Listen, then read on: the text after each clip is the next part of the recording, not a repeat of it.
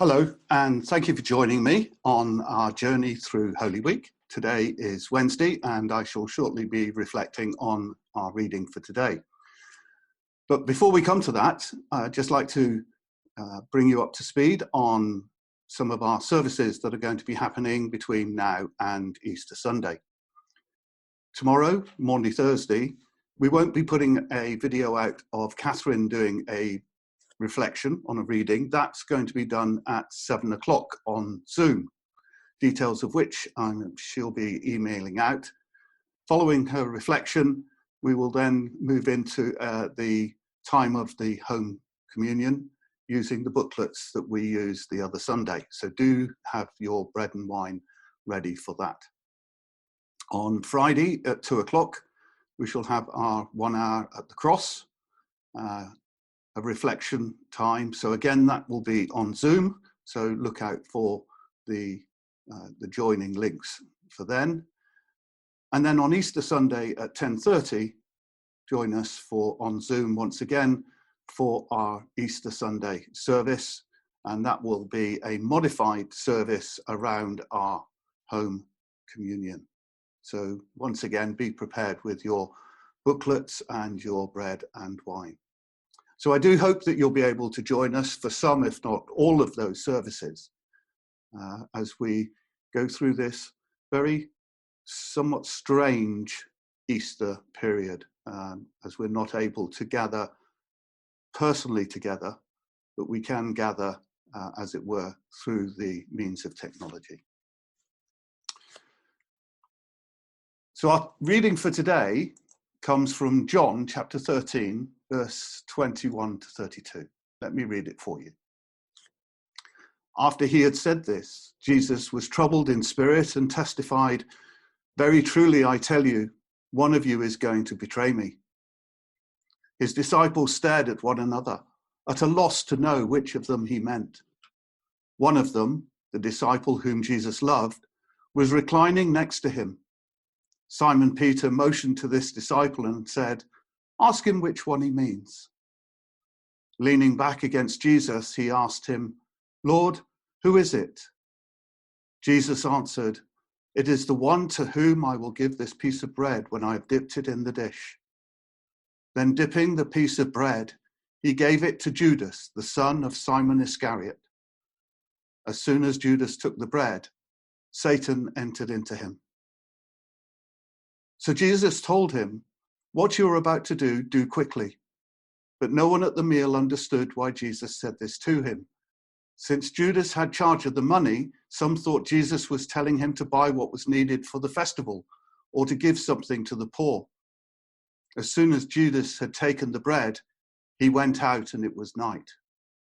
When he was gone, Jesus said, "Now the Son of Man is glorified, and God is glorified in him. If God is glorified in him, God will glorify the Son in himself and will glorify him at once." Jesus was the one whom the Jews had waited centuries for. Generations had grown up hearing stories of his coming. Then one day he showed up and chose a ragtag group of fishermen, tax collectors and the like to be his friends and students, to follow him and to learn from him. He took them to many new places. He taught them many new and perhaps controversial ideas and ways of living. He revealed God and showed them things they had never seen before. Water was turned into wine. A crippled man got up and walked. 5,000 were fed with a few pieces of bread and a couple of fish. One night he calmed the raging seas. One day he walked on that same water. A blind man was made to see, and a dead man came back to life. This motley group of young men believed in him. They followed him wherever he went. They spent all their time with him. They walked together. They talked together. They ate together. They worshipped and prayed together. They lived together. They were part of each other's lives. Jesus wouldn't have had it any other way, then or now. It was the perfect combination. friendship, love, and intimacy, things I think that we most long for. They are the ways of God, and they show his presence in and among us. But they are also the ground in which betrayal takes root. You see, we could never betray someone who has not first been given and entrusted himself or herself into our hands and life. And Jesus knows that full well. Very truly, I tell you, one of you will betray me, he says. That Jesus can even be betrayed is proof of his love. Through his love, Jesus has made his own betrayal possible, not only with the disciples, but in all times and in all places, even here, now, with us. Now, there's an obvious question to be asked in response to Jesus' statement, but no one wants to ask it. So Peter prompts another, the disciple whom Jesus loved, to ask, Lord, who is it? But why didn't Peter ask himself if he really wanted to know? Perhaps he was too afraid of what the answer might be. Did he wonder somewhere deep within that it might be him? Did he say to himself, it could be me or any one of us? Regardless of why he did not ask, Peter and the others must have been relieved when Jesus dipped the bread and gave it to Judas.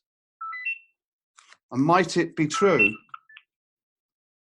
that we too are just as relieved? It's always going to be much easier to look for a Judas in everyone else than to look for the Judas in our own lives. We would rather blame another as a Judas than consider our own responsibility and culpability. For most of us, we will have something of a love-hate relationship with Judas. We hate him for what he did, but we love him because he takes the fall. He takes the attention away from us, so we can then breathe a huge sigh of relief and excuse ourselves. Judas goes out into the night, into the darkness that awaits him. But the question remains, Lord, who is it? That question is never answered once and for all time. At the table of the Last Supper, a piece of bread is dipped in the dish and given to Judas, the one who will betray. The next morning, a rooster will crow, and Peter too will betray his friend by denying him 3 times. But what about the next day and the days and years after that? Whose name will Jesus give in response to, Lord, who is it? I have a sense it would be along the lines of, it is one with whom I have spent time, with whom I have shared conversation, to whom I have given bread and drink. It is one whom I love and to whom I have given myself. Thank you for joining me today on this part of our journey. Just to clear the scene, I haven't escaped from the house, but I thought we'd be nice to see the inside of our beloved church. So let me just return myself home.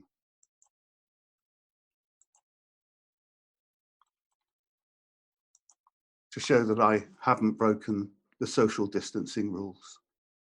Look forward to speaking to you in the very near future. Stay safe, stay well. God bless. Goodbye.